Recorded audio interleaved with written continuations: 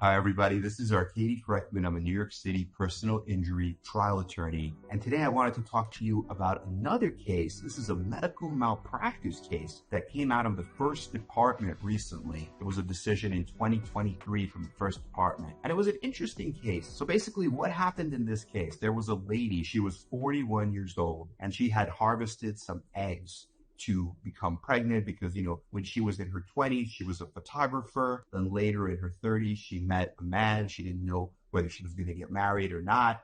And then they decided when she was, I believe, 39 years old that they would get married. So at that point, she was in France actually with this man. And then she thought she was pregnant. And she took a pregnancy test and it confirmed she was pregnant. So she called her OBGYN, her obstetrician back in Manhattan, in New York, and that doctor said, well, come back to the office, let's do a blood test, let's confirm whether or not you're pregnant. So she gets on a plane and she flies all the way to New York from France. She flies back without her husband. She stays in France. He's French. He stays there. This is in August of 2014. So she comes back and, she sees the doctor. The doctor does the blood test and confirms, yes, you are pregnant. But that same day, this is on August 6th of 2014, that same day, she has really bad, unrelenting pain. And she doesn't understand where this pain is coming from. She has pain. She has nausea. And, so she calls back this obstetrician and she says, it's not going away. What should I do? And the obstetrician says, well, why don't you go and see a radiologist? There's actually one right in your neighborhood, I believe maybe even on your block, and he could do a sonogram and he could see what's going on. So she does that. She goes to see the radiologist. The radiologist says, look, I don't see anything here. There's no abnormality. He sends that back to the obstetrician and a few days go by. So this is August 6th, August 7th, August 8th. Then on August 9th, finally the pain gets so bad, she calls again and the doctors say, look, if this is so bad, you should go to the hospital. This could be appendicitis. So she goes to the hospital, but it's a little bit too late. It was appendicitis. It wasn't anything to do with the baby. It wasn't gynecological in nature. It was the appendix. And the appendix actually ruptured. It burst. And when that happened, she needed emergency surgery, laparoscopic surgery. And she ended up having peritonitis, gangrene, and infection. And so she files a lawsuit against these two doctors, the radiologist, who said everything was normal, as well as the OBGYN. She sues them because, look, she says, I would not have had a perforated appendix. I would not have needed surgery. I would not have miscarried the baby because there was a miscarriage, and I would not have had this extended hospital stay. I would not have any of these things, any of these horrible things, had it not been for your mistake, for your delay in diagnosis. If you would have properly diagnosed that it was appendicitis, told me to go to the hospital on the 6th or on the 7th, this wouldn't have happened because the appendix, when it does become inflamed, it's an emergency. You have to go and have surgery right away. Even a few days like that can lead to a ruptured appendix, which is a very, very dangerous injury, and that's what happened here. So then they have an entire trial about this, and the trial attorney that represented the plaintiff was actually a very good trial attorney. I know her a little bit. She actually taught a CLE during the COVID that I attended, so I saw some of her teaching, and she's a good attorney, and I read some of the trial transcript here. I didn't actually witness the trial. The trial happened during COVID. This trial happened actually in December of 2021. I think that's still during COVID 2021. I didn't, like I said, I wasn't at the trial, but I read some of the transcript, and I thought the plaintiff's attorney did a very good job. What she did in the opening statement, for example, is she told the story of the plaintiff, like the fact that the plaintiff's actual name, she was born in Puerto Rico, her name changed, she was Hispanic, but then she married this French guy, so now she has a French name.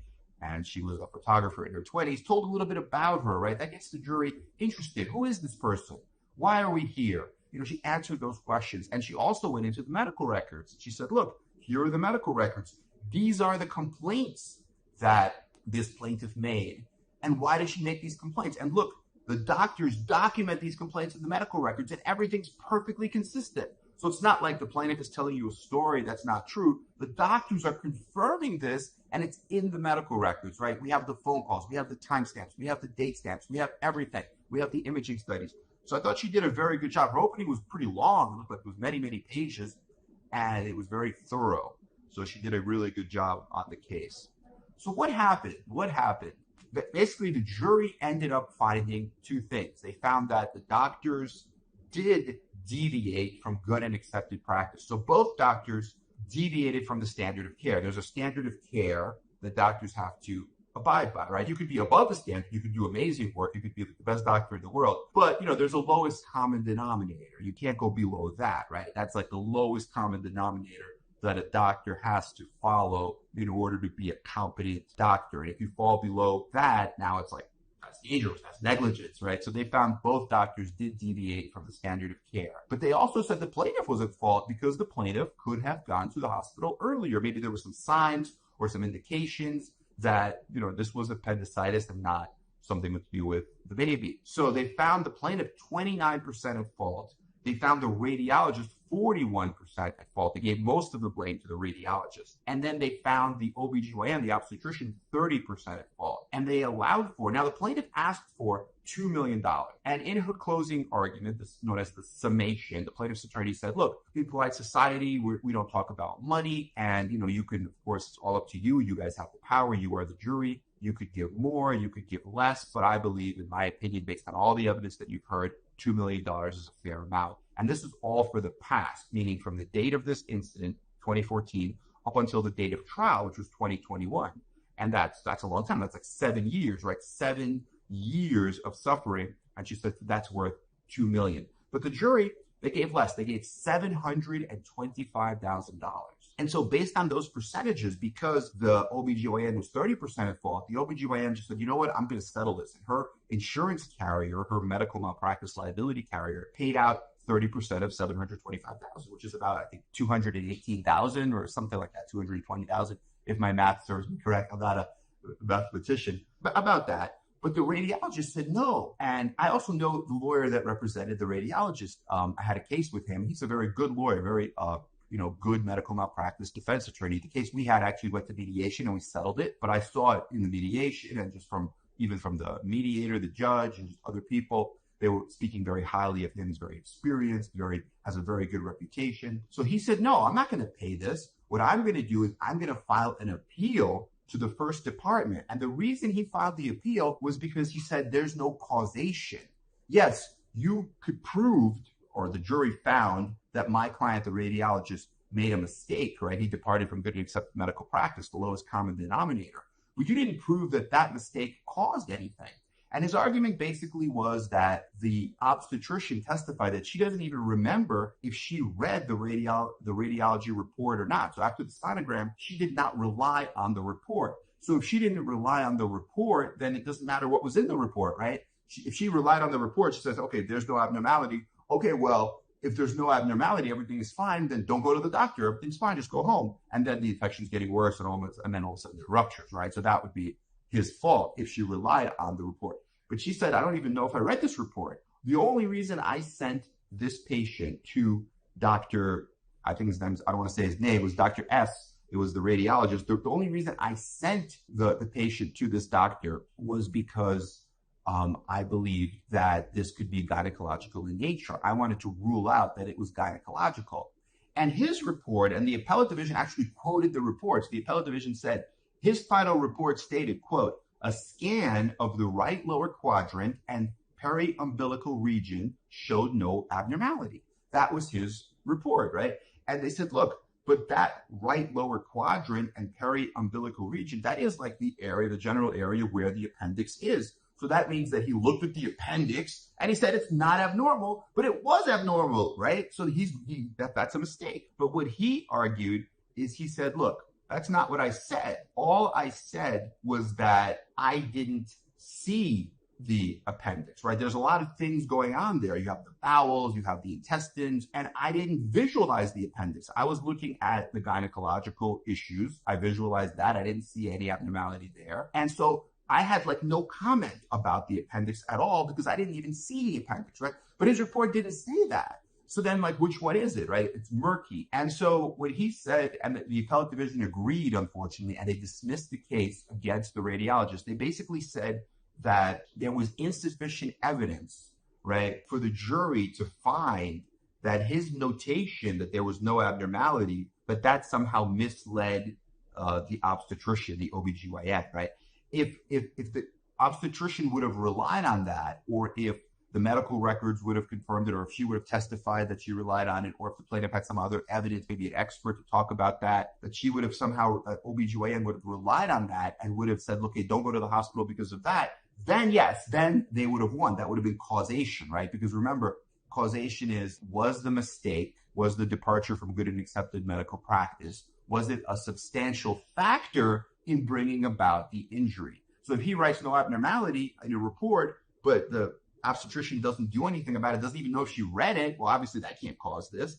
And that's what the appellate division said. And they said, look, because the OBGYN testified she did not rely on this radiologist sonogram in ruling in or out the possibility of appendicitis, and this is a diagnosis that she already considered as part of her differential diagnosis, which is, your differential diagnosis, you want to rule out the most serious thing. So she already thought about appendicitis even before she referred the patient to the radiologist, right? So that's why that didn't cause it. And so because that didn't cause it, they dismissed the case against the radiologist. And they argued that even if there was evidence that it was a deviation from the standard of care for the radiologist not to specifically note that the appendix was not seen, right? Because he never said that. He just said it's normal. He never said I didn't see the appendix. So he said even if that's a mistake, right? That's a mistake. Hey, look, if you didn't see the appendix, say that. Say I didn't see the appendix. But they said there's no valid line of reasoning or permissible inferences where the jury could have reached the conclusion that this mistake was a substantial factor in causing the delay because the OBGYN never even relied on it. So they dismissed it as to him. So unfortunately, fortunately, she still got $220,000, but unfortunately, she didn't get that full $725,000. Well, she wouldn't have gotten the $725,000 anyway, right? Because 30%, 29% was her fault, but she would have gotten a portion of it. She would have gotten a portion of it from the radiologist, another portion of it. So she got less money, but still, I thought it was a really good job. It's a tough case because remember, the delay in this case was only like 2 or 3 days, right? August 6th and August 9th, they're doing surgery. She's in the emergency room. She's talking about the 7th and 8th, maybe the 6th because she sees the doctor on the 6th as well. But like 2-3 days, a lot of lawyers, when they hear about cases with 2-3 day delays, they say, no, it wouldn't have made a difference. And we don't want to take a case like that. But in this case with appendicitis, it could make a difference and it did make a difference. And so the plaintiff was able to recover some compensation. Okay, I hope this is helpful. Let us know what questions you have. We are here for you. This was an interesting case that came down in April of 2023. That's the Appellate Division decision. But you could see a lot of people ask about, how long the case takes. And you can see the incident happened in August of 2014 and the trial happened in December of 2021. So 7 years, right? Because it's a medical malpractice case. And you see how difficult it is to win a medical malpractice case. That even if you win at trial, what they'll do is they'll appeal and they'll make all these arguments about like, oh, we didn't cause this, or, this and that, or he said he didn't see it, but it doesn't, he said it was normal, but it doesn't mean that he saw it and it was normal. It could have been that he didn't see it at all, right? It's so murky. It's so like nebulous, but that's what they do. It's almost like, like a 3-card Monte game. Oh, it's this or it's that. And that's what these defense lawyers love to do. And also this particular defense lawyer, from reading the trial transcript, I saw that he actually had 2 expert radiologists. And so the plaintiff tried to file a motion in limine to exclude those radiologists, arguing like, why do you need 2 experts? It's cumulative testimony. You can't say to have 2 experts say the same thing. But he said no, because one was like talking about modalities, and the other one was the same kind of a radiologist who does the same kind of sonograms as the defendant, right? So they had like 2 different experts talking about 2 different things. So they were really, really defending. They had this excellent trial lawyer defending him. So they were really defending this radiologist, in a very, very powerful way, with 2 experts, with this trial attorney, with all these arguments, appellate attorneys. So he must have had a really large, I'm just guessing, he probably had a really large policy because they were really defending him. That medical malpractice liability insurance company was really defending him. But it's an interesting case. So let us know what you think, what questions you have, and we are here for you. Okay, have a great day, everyone. Bye-bye.